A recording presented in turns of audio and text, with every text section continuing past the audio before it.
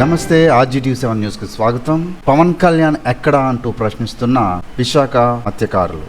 ఇప్పుడు ఎక్కడికి వెళ్ళాడు? ఏ పందులో ఉన్నాడు? రావాలి కదా ఇప్పుడు జరిగేటప్పుడు డిప్యూటీ సీఎం.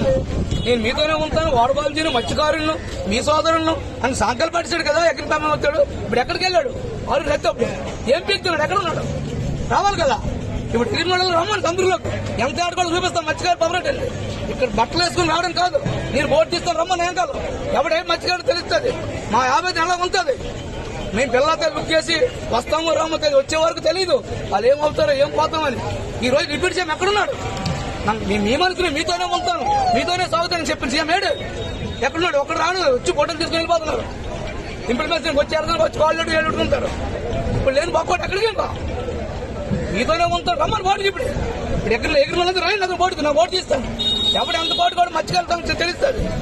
మత్స్యకారుతో పోరాడదు ఎవడు. ఓ శక్తి ఎక్కడ పడిపోతే బాడీ అనిపిస్తుంది.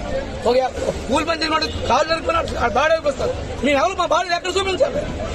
మీ మత్స్యకారుగా పుట్టడం తప్ప మీరు ఎలా మీరు మత్స్యకారులు తీసేటప్పుడు మా దగ్గర రాకండి ఓట్లకు. మీరు ఎవరు తప్పించలేండి వెళ్ళి. మత్స్యకారులు అనేటప్పుడు మత్స్యకారులతో మాట్లాడాలి. మీతోనే ఉంటాను, మీకు గుండెలో ఉంటాను. గుడ్డుంది ఏడు ఎక్కడుంది? 6 పేర్లు పోయాయి. ఇప్పుడు ఎవడో స్పీస్తున్నాడు. మాకు ఇప్పుడు న్యాయం కావాలి. ఆ 10 రొట్టెలు అంటే తెలిపోమని ఎలాగో పోయినట్టు పోతాం. మత్స్యకారులు లేడని చూపిస్తాం.